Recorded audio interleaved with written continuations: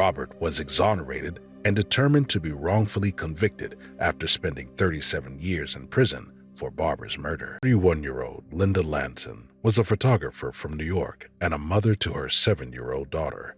She had moved from New York to Tampa, Florida, where she was living with her niece, Linda. On the evening of July 10, 1983, she left her apartment for unknown reasons, but she never returned home. On July 11, 1983, her body was found by a jogger. She was partially clothed and was found in the bushes off a dead-end road with a gunshot wound to the head.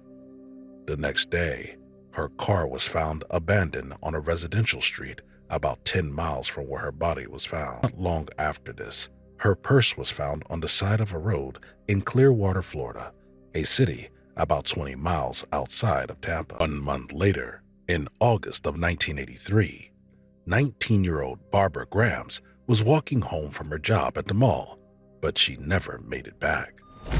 Her body was discovered on the 19th. She had been dumped behind a dentist's office in the Tampa Heights area. Police's first suspect in Barbara's case was a man named Robert Dubois. He was 18 years old at the time of the murders, and a resident of the area passed his name on to police, saying that he caused problems in the neighborhood. Dubois was questioned by police, and he agreed to let them take a dental mold to compare to a bite mark that was found on Barbara's cheek. The 2 bite marks were determined to be a match by forensic odontologist named Dr. Richard Souvenron, and he was charged and convicted for Barbara's murder. Dr. Souvenron gained notoriety just a decade earlier for his work on the Ted Bundy case, where he provided testimony about the bite marks found on Bundy's victims. Robert was initially sentenced to death, but in 1988, his sentence was reduced to life in prison plus 15 years. Robert denied any involvement in the murder and got in contact with the Innocence Project to help him fight this conviction.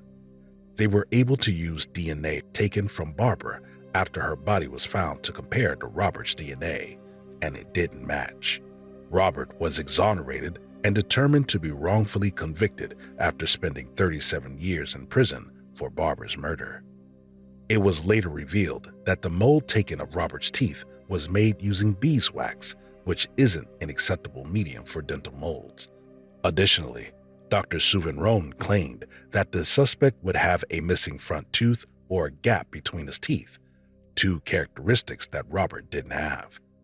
To make matters worse, a separate dentist later examined Barbara's wound and determined that it was not even a bite mark at all. After this, the district attorney did some more investigating to determine who was actually responsible for Barbara's death.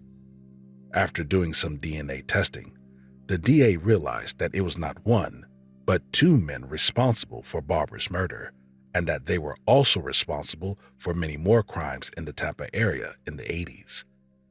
DNA matches proved that 58-year-old Amos Robinson and 57-year-old Abron Scott were found to be responsible for the deaths of both Barbara Graham and Linda Lanson.